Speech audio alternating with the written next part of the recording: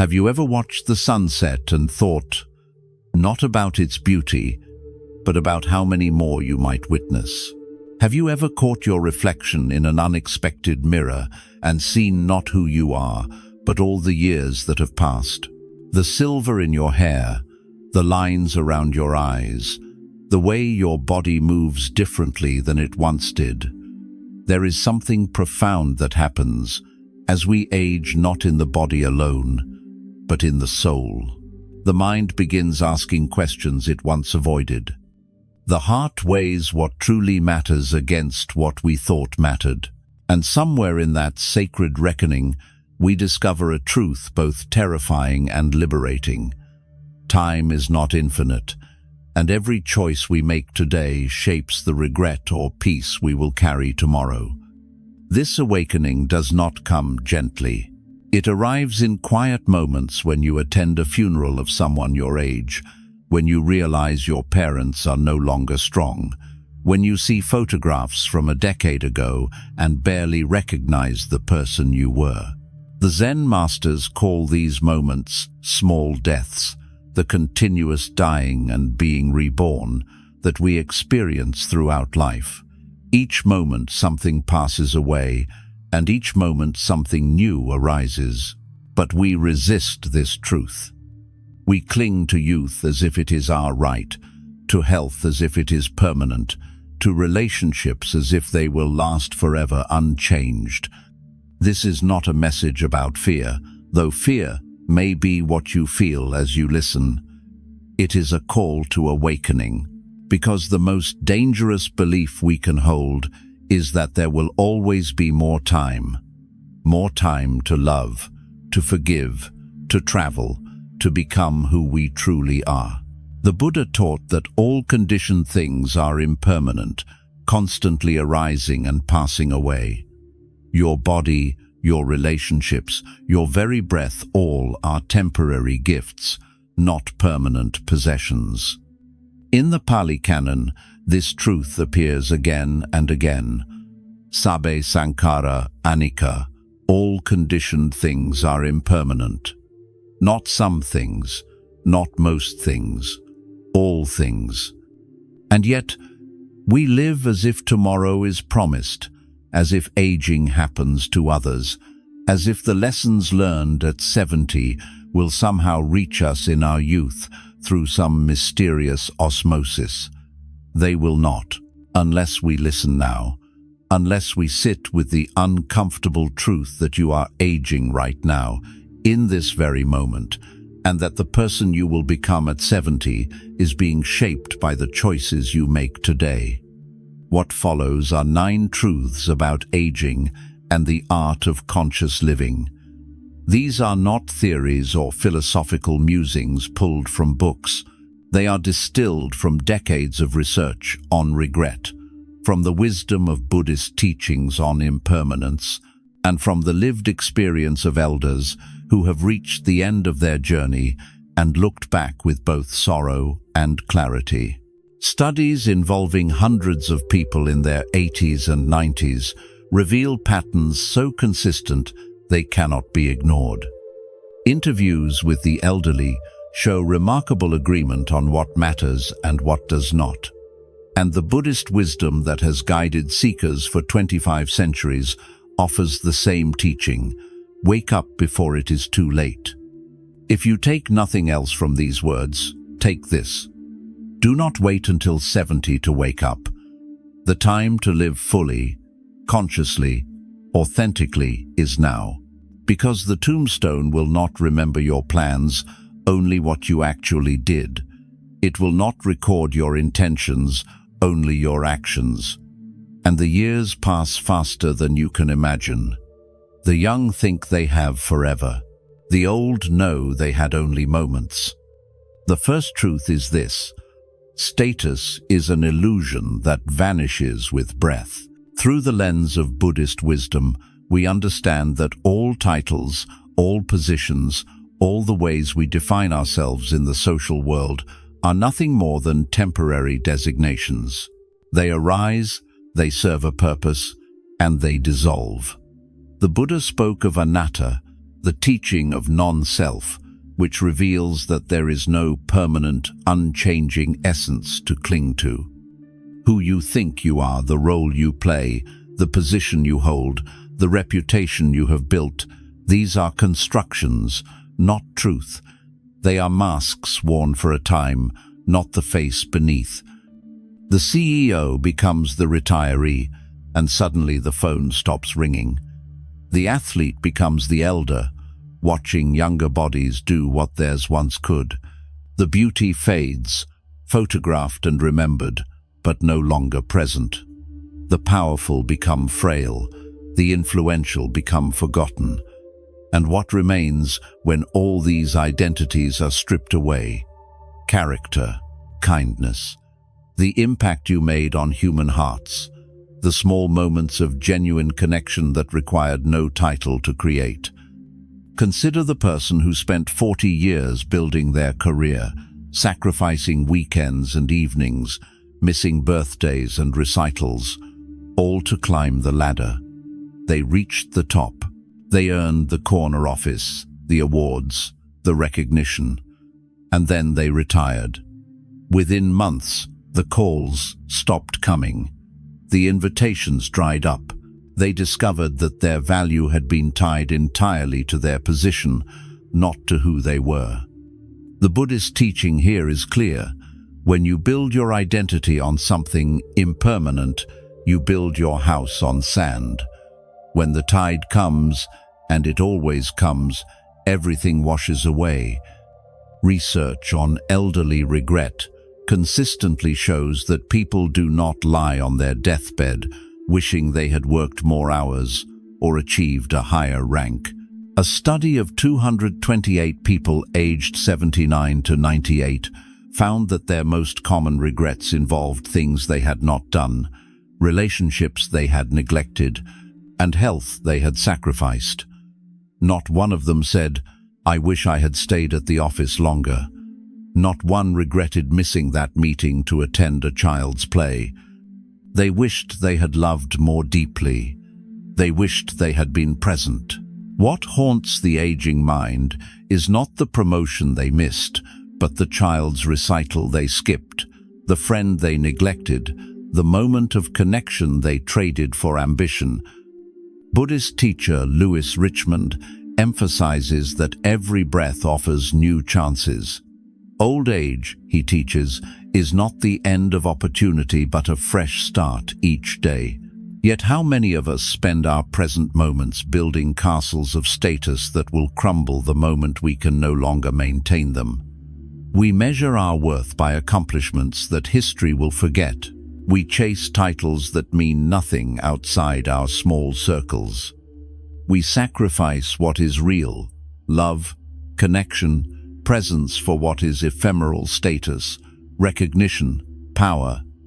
The illusion is not that status exists, it does, in conventional reality. Organizations need hierarchies, societies need structures. The illusion is that it defines you. When you strip away the title, the uniform, the business card, the LinkedIn profile, what is left? That is who you truly are. And the wise know this long before age forces the lesson. They invest in character, not credentials. They build relationships, not resumes.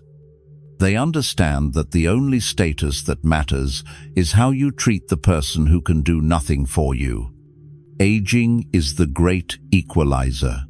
It does not care about your bank account or your achievements. It comes for everyone with the same relentless persistence. And in that leveling, there is profound wisdom. We are all subject to the same laws of impermanence, the same dissolution of form. The question is not whether you will lose your status, you will. The question is whether you have built something beneath it that will remain. The second truth flows naturally from the first. Freedom from others' opinions is the gateway to authentic living. Young people are tormented by what others think. They dress to impress, speak to please, live to be seen.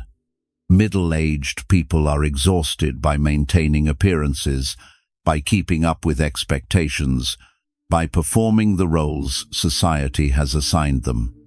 But the elderly, if they have learned anything, have discovered this liberating secret. Most people were never thinking about you at all. They were too busy worrying about themselves, about their own image, their own fears, their own struggles. This realization is both humbling and freeing. Humbling because we realize our self-importance was an illusion. Freeing because we can finally stop performing. Research on aging consistently identifies this as one of the greatest joys reported by older adults, caring less what others think. After decades of trying to meet others' expectations, they finally give themselves permission to be real, to wear comfortable clothes instead of fashionable ones, to speak their truth instead of diplomatic half-truths, to pursue their interests instead of impressive hobbies. Meditation practice reveals this pattern directly. When you sit in stillness and watch the mind, you see how obsessed it is with self-referential thought. The ego constantly narrates, "What do they think of me? How do I appear? Am I good enough? Did I say the right thing? Do they like me? Am I respected?" This mental commentary runs almost continuously, an exhausting performance for an audience that is not watching. But this is a prison of our own making, constructed from fear of rejection, from craving for approval, from the mistaken belief that others' opinions define our worth. The Buddha taught that suffering arises from craving and clinging. When we cling to others' approval, we suffer whenever it is withheld. We become emotional hostages, our peace dependent on the fluctuating judgments of people who are themselves uncertain and confused. When we crave validation, we become performers in our own lives, constantly adjusting our masks, reading the room, calculating our words. We lose touch with our authentic voice because we are too busy echoing what we think others want to hear. But when you release this craving, something miraculous happens. You discover your own voice again. You begin living in alignment rather than in performance. You do things not for recognition but because they are true for you. You speak not to impress but to communicate honestly. You show up as yourself, flawed, uncertain, real, and you discover that this authenticity is more magnetic than any carefully constructed image ever was. This is not arrogance, it is wisdom. It is understanding that your life is not a stage and other people are not your audience. They are fellow travelers, equally uncertain, equally mortal, equally afraid. Most of them are so consumed with their own concerns that they barely notice you at all. And the few who do judge you harshly, they are projecting their own insecurities onto you. Their criticism says more about them than it does about you. The Buddhist path emphasizes living authentically, which means being true to your deepest values rather than conforming to external expectations. When the fear of judgment dissolves, creativity flows.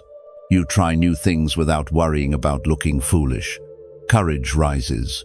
You speak difficult truths, take necessary risks, set healthy boundaries. You finally become who you were meant to be, not who you thought you should be, not who would win approval, but who you genuinely are beneath all the conditioning. Studies show that this shift often happens naturally with age. Older adults report feeling more comfortable in their own skin, less concerned with trends, less influenced by peer pressure. But why wait for age to grant this freedom? Why not claim it now? The practice is simple.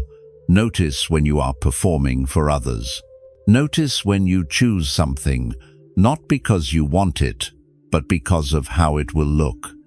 Notice when you silence your truth to avoid disapproval. And then, Gently, courageously, choose differently. Choose authenticity over approval. Choose integrity over image. Choose freedom over fitting in. The liberation that comes from this choice cannot be overstated. When you stop living for applause, you start living for meaning. When you release others' judgments, you reclaim your energy. And paradoxically, when you stop trying to be liked by everyone, you become more genuinely likable because authenticity always resonates deeper than performance. The third truth cuts deep into the human heart. Grudges only imprison yourself. The Buddha said that holding on to anger is like grasping a hot coal with the intent to throw it at someone else. You are the one who gets burned. This teaching is not metaphorical wisdom. It is literal truth observed in the lives of the aging. Studies of adults aged 79 to 98 reveal that one of the most common regrets is holding on to resentment. They carried burdens of betrayal, of old wounds, of conflicts that could have been resolved decades ago. And now, with time running short, with death approaching, they realized the person they hurt most was themselves. Professor Malcolm Johnson, a gerontologist, has used the term biographical pain to describe the psychological and spiritual suffering in the old and frail. This pain involves profoundly painful recollection and reliving of experienced wrongs, self-promises broken, and regretted actions. It is the burden of memory when memory becomes torment.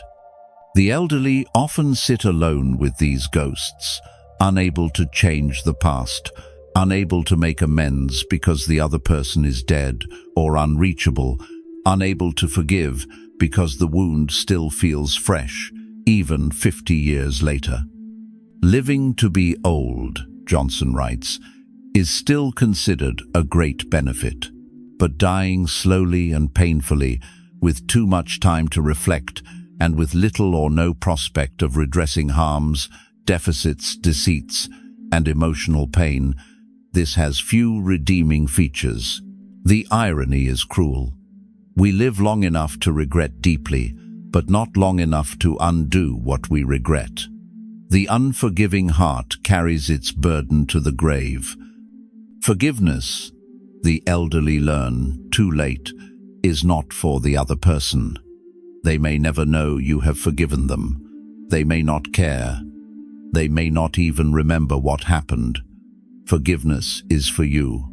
It is releasing yourself from the prison of the past, from the endless replay of hurt, from the toxic rehearsal of righteous anger. It is choosing peace over being right. It is choosing freedom over the satisfaction of nursing a grudge. Mindfulness practice teaches us to observe our resentments without feeding them. When you sit with anger and simply witness it without judgment, without story, without justification, something shifts. The anger loses its grip. You see it as a passing mental state, not a permanent truth about reality. You see that anger arises due to conditions, and it will pass when conditions change. And in that seeing, you can choose to let it go. Not because the other person deserves forgiveness, but because you deserve peace. The lotus, one of Buddhism's most sacred symbols, grows not in clean water but in mud, yet it still rises, petal by petal, toward the light. In the same way, forgiveness can bloom even from the darkest soil of betrayal. The mud does not disappear. The harm that was done remains a fact of history. But you need not remain buried in it. You can rise. You can grow. You can transform suffering into wisdom, bitterness into compassion. What grudge are you carrying that weighs more than the person who wronged you deserves? What ancient hurt are you still nursing, still feeding with your attention, still allowing to poison your present moment? A harsh word spoken 20 years ago, a betrayal by a friend, a parent's failure to give you what you needed. These things happened. They were real. They caused genuine harm. But continuing to hold on to them does not change what happened. It only ensures that the harm continues, that the person who hurt you keeps hurting you through your own unwillingness to let go. Research shows that frequent regret is associated with poorer health and lower life satisfaction in older adults. The burden of carrying unresolved resentment creates stress, raises inflammation, disrupts sleep, and corrodes well-being. Your body pays the price for what your mind refuses to release. Forgiveness, then, is not just a spiritual practice, it is a health intervention, a form of self-care, an act of wisdom. But forgiveness is not the same as condoning. You can forgive someone and still maintain boundaries. You can release resentment and still acknowledge that what happened was wrong. Forgiveness does not require reconciliation, especially when the relationship is unsafe. It requires only that you stop letting the past control your present, that you stop giving your power to someone who misused it long ago. What would it feel like to lay down this burden you have been carrying? Not because they earned forgiveness, not because justice was served, but simply because you are tired of the weight. Imagine your heart without this stone in it. Imagine your mind without this repeated story.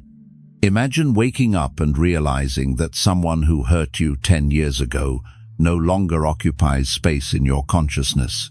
This is the freedom forgiveness offers. And it is available to you right now, in this moment, if you are willing to choose it. The fourth truth speaks to our relationship with the material world. Possessions are empty, memories are full. The Buddhist teaching of impermanence applies not just to our bodies, but to everything we own. All material things are subject to decay and loss. The car rusts despite your care. The house crumbles despite your maintenance. The treasures we accumulate become burdens for our children to sort through after we are gone, wondering why we kept so much, what we thought these objects meant. Research consistently shows that elders advise the young, if you have a choice between a kitchen remodel and a trip, take the trip. One woman in her 80s told researchers exactly this. The granite countertops she installed 20 years ago have been forgotten, but the month she spent in Italy still brings tears of joy to her eyes. Material upgrades are forgotten within weeks. They become the new normal, no longer appreciated, just expected. But experiences become the stories we carry, the moments we recall on lonely nights, the treasures that cannot be taken from us. Studies analyzing life regrets across 6 domains: education, career, romance, parenting, self-improvement, and leisure reveal a striking pattern. People rarely regret not having more money or nicer things. The regrets cluster around what was not pursued, not experienced, not attempted. They regret not pursuing education when they had the chance. They regret not taking career risks that could have led somewhere meaningful. They regret not nurturing relationships that withered from neglect. They regret not spending time with children while they were young. They regret not taking care of their health. They regret not traveling while they had mobility and energy. Not one person lying on their deathbed wishes they had worked more overtime to buy a bigger television. Not one regrets the luxury car they did not purchase. Not one mourns the vacation home they never owned. The things do not matter in the end. It is the experiences with people they love, the beauty they witnessed, the adventures they took, the risks that led to stories. These are what matter. The Buddhist middle way teaches us not to be ascetics who reject all comfort, but to understand that material things cannot provide lasting happiness. They are tools for living, not the purpose of life. We need shelter, clothing, food, basic comforts. Beyond that, accumulation becomes a burden. Each possession requires maintenance, storage, insurance, worry. Each thing we own also owns a piece of our attention, our time, our energy. The wealthy learn this when their possessions become a source of anxiety rather than joy, when they need accountants and managers just to keep track of what they own. Wabi-sabi, the Japanese aesthetic philosophy rooted in Zen Buddhism, goes even further. It finds beauty in the imperfect, the aged, the worn. A cracked tea bowl tells a story of use, of hands that held it, of moments shared over tea. Weathered wood carries character that new lumber lacks. The wrinkles on your face are a map of your laughter and your tears, your years under the sun, your expressions of joy and sorrow. These are not defects to be hidden, they are evidence of a life lived. Consider the elderly person downsizing from a large home to a small apartment. They must decide what to keep. The expensive furniture, often it goes to strangers or charity. The costly decorations, given away. What do they keep? Photographs, letters, a child's drawing from decades ago, a stone from a meaningful beach, objects that hold memories, not value, things that connect them to experiences, to people, to moments that shaped them. The market price becomes irrelevant. The emotional resonance becomes everything. What if we applied this wisdom to our lives today? What if instead of accumulating more, we invested in moments? Instead of upgrading possessions, we upgraded our presence. The memories you create with loved ones, those persist beyond death. The laughter shared over a simple meal cooked together. The sunset watched from a mountaintop after a difficult hike. The conversation that lasted until dawn, solving nothing but connecting everything. These are the treasures that aging cannot diminish, that dementia sometimes protects when all else fades, that bring comfort in the final hours. Travel, especially, emerges in research as a profound source of regret when not pursued. The elderly who traveled speak of those experiences with more animation than anything else in their lives. The elderly who did not travel speak with wistful longing about places never seen, adventures never taken.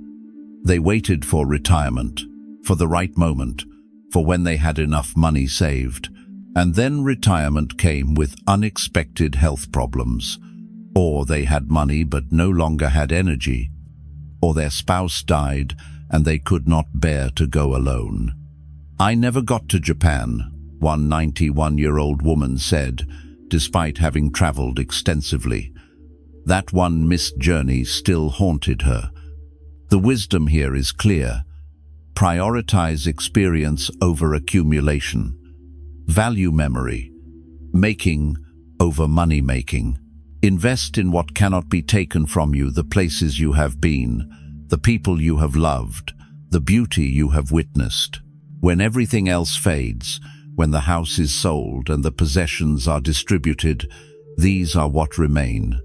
These are the wealth that matters. The fifth truth confronts a modern obsession. Perfectionism is a trap that keeps you from starting. Western culture sells us an illusion that perfect exists, that flawless is attainable, that we must wait until conditions are ideal before we begin. But wabi-sabi teaches the opposite. Imperfection is not a compromise, it is the natural state of life. Nothing in nature is perfect. Trees grow asymmetrically, rivers meander, mountains erode. And yet, there is profound beauty in their imperfection. The global anti-aging market was worth $60 billion in 2020, driven by our collective fear of wrinkles, grey hair, and the natural passage of time. But what are we really afraid of? Not aging itself, but the belief that aging makes us less valuable. The Buddha taught that this belief is delusion. Your worth is not tied to your appearance or your productivity. It is inherent in your very existence as a conscious being capable of wisdom and compassion. Older adults who embrace their aging, who see their wrinkles as earned, their slower pace as deserved rest, report higher life satisfaction. Those who fight aging, who resist every change, suffer more. Research on wabi-sabi shows that when we embrace imperfection, we reduce stress and self-criticism. We stop waiting for the perfect moment, and we start living in this moment. Kintsugi, the Japanese art of repairing broken pottery with gold, teaches that our cracks and breaks are not shameful, they are part of our story, and they make us more beautiful. What have you not started because you are waiting to be ready, to be perfect, to have everything figured out? The truth is, you will never be more ready than you are right now. Perfection is an illusion that keeps you paralyzed. Excellence, on the other hand, is achievable. It means doing your best with what you have, where you are, and that is always enough. The sixth truth is stark. Time waits for no one, and tomorrow is not promised. The Buddha emphasized impermanence as the first of the three marks of existence. Everything is in constant flux. Your body is changing every moment. Cells dying, neurons firing, breath flowing in and out. Nothing stays. And yet, we live as if we are immortal. We postpone joy. We delay forgiveness. We say, I will do it next year, when things settle down, when I have more time. But next year is not guaranteed. A study of 1,500 people over 65 revealed their deepest regret, worrying about things that never happened. They wasted precious years on anxiety about events that never came to pass, on conflicts that did not matter, on fears that were never realized. Life is short, they all agreed, devastatingly, heartbreakingly short. And the time we waste on worry, on procrastination, on waiting for permission, that time never returns. One woman, aged 91, told researchers, I never got to Japan. She had traveled extensively, seen much of the world, yet still felt the ache of that one missed journey. Every later is a small death of opportunity. Every time you say someday, you are gambling with time you may not have. The teaching of impermanence is not meant to frighten us into paralysis. It is meant to wake us up, to make us realize that this moment, right now, is the only moment we actually possess. The past is gone, the future is imagined, only now is real. What would you do today if you knew it was your last week on Earth? Would you waste it worrying about trivial things? Would you hold on to grudges? Would you work overtime? Or would you call the people you love, speak the truth you have been afraid to say, and finally do the thing your soul has been whispering about? The elderly beg the young, do not wait, do it now. Love now, travel now, forgive now, because later might never come. The seventh truth is physical but profound. Health is the foundation of everything. The Buddha taught mindfulness of the body not as a tool for achieving goals, but as a temple deserving reverence. An aging body is not an obstacle to meditation. It is an ally. Pain keeps us present.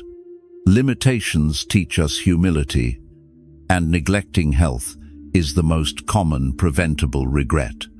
Studies show that older adults deeply regret not taking care of their bodies when they were younger. They wish they had eaten better, exercised more, rested when they needed to, listened to their body's signals.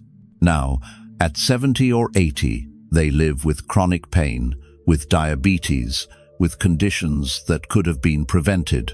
Their advice is simple but urgent. Your body is not a machine you can ignore and expect it to function forever. It is a living organism that requires care, respect, and attention. But health is not just physical. The Buddhist understanding of well-being includes mental and spiritual health. Meditation, contemplation, rest. These are not luxuries. They are necessities. The mind needs silence like the body needs sleep. The spirit needs beauty, nature, and connection. When these are neglected, we may be physically alive but spiritually dying. What would change if you treated your body like the sacred vessel it is? What if you honored it not because you want to look a certain way, but because it allows you to experience this precious life? Health is the foundation upon which all other joys rest. Without it, even success feels hollow. The eighth truth may be the most painful. Relationships matter more than achievements. In research on life, regrets, romance, and family relationships consistently rank at the top. One study found that 18% of participants cited romantic relationships as their biggest source of regret, the largest category. A minister who interviewed people in their 90s discovered their primary lament: "I wish I had loved more, not accomplished more, not earned more, loved more." The Buddha taught that loving kindness and compassion are the heart of the spiritual path. Yet we sacrifice relationships on the altar of ambition. We work long hours to provide for our family, then look up one day and realize our children have grown, and we barely know them. We prioritize career advancement over the small daily moments of connection. And when we are old, when the career is over and the accolades are forgotten, what remains? The love we gave and received, or the absence of it? Research shows that among adults over 80, those with close relationships are happier than those who prioritized achievements.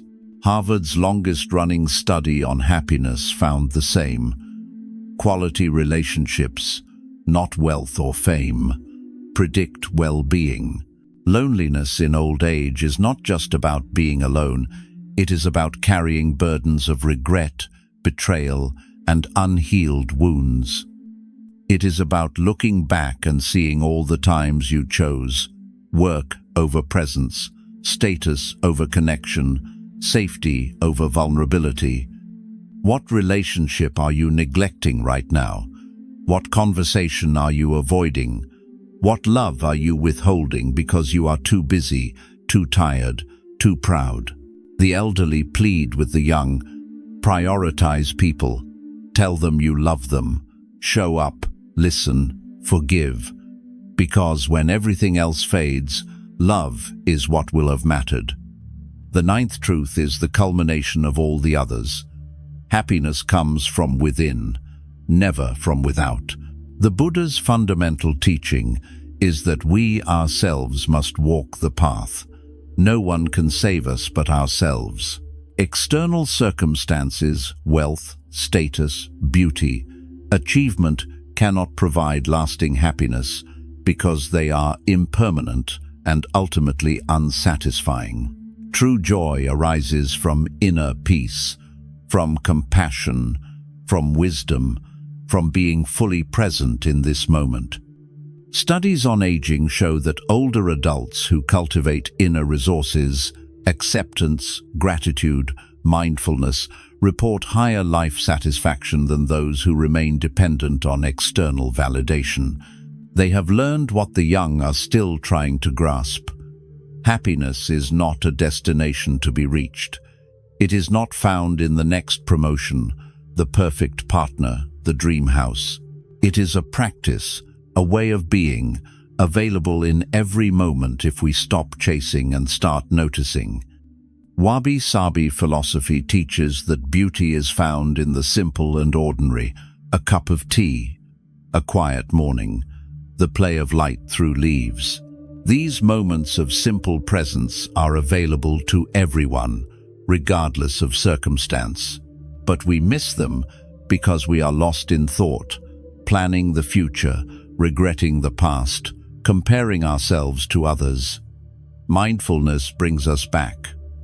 It asks, what if this moment, exactly as it is enough? What if you are enough? Not when you achieve more, not when you fix everything, but right now. Happiness lies in moments missed through mindlessness. The number one thief of joy is not external hardship. It is our own distracted, scattered attention. When you are eating, you are thinking about work. When you are with loved ones, you are checking your phone. When you are resting, you are feeling guilty for not being productive. And so you miss your life, moment by moment, until suddenly you are old and you wonder where it all went. The practice is simple but not easy. Be here now, fully, completely, without reservation. Whether you are washing dishes or watching a sunset, bring your whole attention to this moment. This is not passivity. It is radical aliveness. It is tasting your food, feeling your breath, seeing the person in front of you. And in that presence, happiness naturally arises not as something you achieve, but as what is left when you stop running. So what do we do with these 9 truths? How do we live them, not just understand them intellectually? The Buddha taught that intellectual knowledge is not enough. You can memorize every sutra, understand every doctrine, and still suffer if you do not embody the teachings through practice, through lived experience. Knowledge becomes wisdom only when it transforms how you actually live, moment by moment, choice by choice. Wabi-sabi shows us that life does not require perfection to be beautiful. Your flaws, your aging body, your mistakes, your regrets, these are not defects to be hidden or fixed. They are the marks of a life actually lived. The Japanese art of kintsugi repairs broken pottery with lacquer mixed with gold, making the cracks more visible, more beautiful. The philosophy is profound. The breaking is part of the history, and rather than disguising it, we honor it. In the same way, your wounds and scars are part of your story. They do not diminish your beauty, they deepen it. The elderly give us a precious gift with their regrets. They show us what matters before it is too late for us to apply the lesson. They warn us not to wait, not to postpone, not to assume there will be more time. Their voices carry urgency born from experience. They have lived the consequences of their choices, and they are reaching back across the years to shake the young awake. Listen to them. They are not being dramatic when they say life is short. They are being accurate. Research is unequivocally clear on this point. People regret most what they did not do, not what they tried and failed at. The pain of inaction haunts longer and deeper than the pain of missteps. You will recover from trying and failing. You will not recover from never having tried at all. The opportunity closes, the door locks, the person dies, the body fails, and you are left with, "I wish I had," which is the saddest phrase in the human language. So take the risk you are afraid to take. Have the conversation you are avoiding. Say the words that are stuck in your throat. Make the change your soul is begging for. Forgive the person you are clinging to hating. Take the trip you keep postponing. Start the project that scares you. Love boldly, without guarantees, without holding back to protect yourself from potential loss. Because the only true failure is to reach the end having played it safe, having protected yourself from hurt, by also protecting yourself from joy. There is a question that cuts through all philosophical debate, all spiritual theory, all self-deception. What do you want your tombstone to say? Not the literal words carved in stone, but the truth of how you lived. Looked young until the end, never took a risk, worked 80 hours a week, held on to every grudge, waited for the perfect moment that never came? Or would you rather it read, lived fully, loved deeply, risked greatly, forgave freely, became who they truly were? You are writing that epitaph right now, with every choice you make, every priority you set, every fear you either face or flee. The elderly beg you to write it wisely. They have seen how quickly the pages turn, how suddenly the book closes. Do not waste the pages you have left on resentment, on approval-seeking, on accumulating things, on perfection that does not exist. Write a story you will be proud to remember. The Buddhist path is not about achieving some distant enlightenment in another lifetime. It is about waking up to the preciousness of this very life, this very moment, this very breath. Impermanence is not a curse, it is what makes everything valuable. If a flower bloomed forever, would you stop to admire it? Would you photograph it, write poems about it, gather to watch it? No. It is because the cherry blossoms fall after only a few days that thousands gather to witness their beauty. It is because life is brief that every moment matters, that every connection is precious, that every sunset deserves your full attention. The teaching of impermanence should not make you nihilistic or depressed. It should make you awake, alive, grateful. You are here. You are breathing. You are conscious. You can feel joy and pain, love and loss, beauty and sorrow. This is the miracle. This is the gift. And it is temporary, which means it is sacred. Do not waste it. Do not sleep through it. Do not postpone living it until conditions are perfect. So here is the invitation, clear and direct. Do not wait until 70 to learn these lessons. Age 70 is not the destination to discover what matters. It is a warning to those still young. The alarm is sounding. The wake-up call has been placed. Will you answer it, or will you hit snooze and drift back into the comfortable sleep of denial? The time is now. Not someday, not when things are perfect, not after you finish this project or reach that milestone or save enough money or find the right person. Now, this moment, this breath. Call the friend you miss. Write the letter you have been composing in your head for years. Repair the broken relationship if it can be repaired, or release it if it cannot. Start the thing you have been postponing because you are waiting to be ready. You are as ready as you will ever be. Let go of the grudge that is poisoning you from the inside. Travel while your body allows it, even if it is just to the next town. Love while your heart still beats, without holding back, without protection, without guarantees. The Buddha said that each morning we are born again. What we do today is what matters most. Not yesterday's regrets, those cannot be changed. Not tomorrow's dreams, those have not yet arrived. Today, this moment, this breath, you are alive right now, in this very second. Fully, completely, miraculously alive. And that is the greatest gift you will ever receive. What will you do with it? How will you honor it? Will you wait, or will you live? Will you perform, or will you be authentic? Will you accumulate, or will you experience? Will you hold grudges, or will you forgive? Will you seek approval, or will you seek truth? The choice, as always, has been yours from the beginning. No one else can make it for you. No one else can live your life. No one else will feel your regrets. Time does not wait for your permission.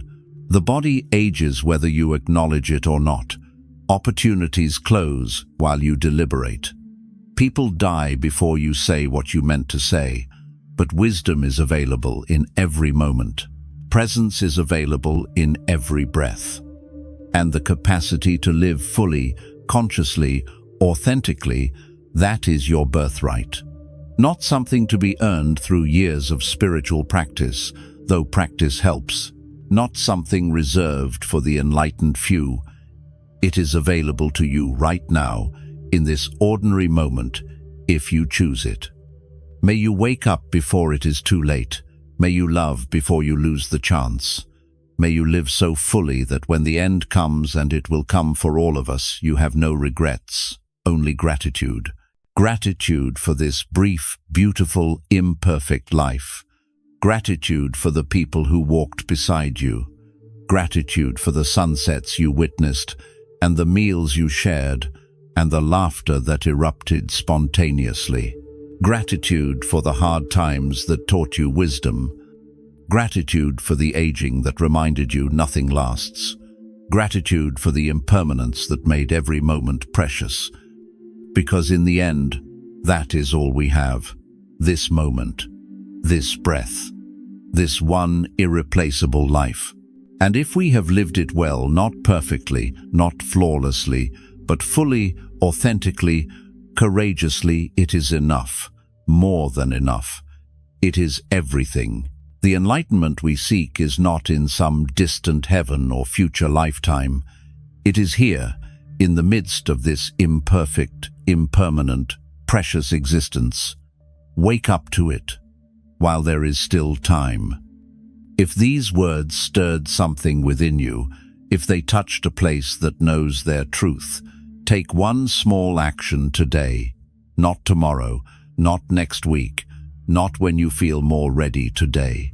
Before you forget this feeling, before the urgency fades, before you talk yourself out of it, write the message you have been avoiding, make the call you have been postponing, take the walk you keep saying you will take. Sit in silence for 5 minutes and just breathe, feeling what it is to be alive. Whatever your heart is calling you toward, honor it, trust it, act on it. And if you found value in this reflection, if it spoke to something you needed to hear, consider sharing it with someone who needs to hear it too. We all know someone who is sleepwalking through their life, who is postponing what matters, who needs this reminder. Be the friend who cares enough to share truth, even uncomfortable truth. Subscribe to continue this journey of wisdom together, to keep receiving these reminders, to walk this path of awakening with others who understand. Because we are all walking this path of impermanence together, and we walk it better when we walk it together, awake, aware, alive, to each precious moment we are given. The time is now. The choice is yours. What will you do with this one wild and precious life?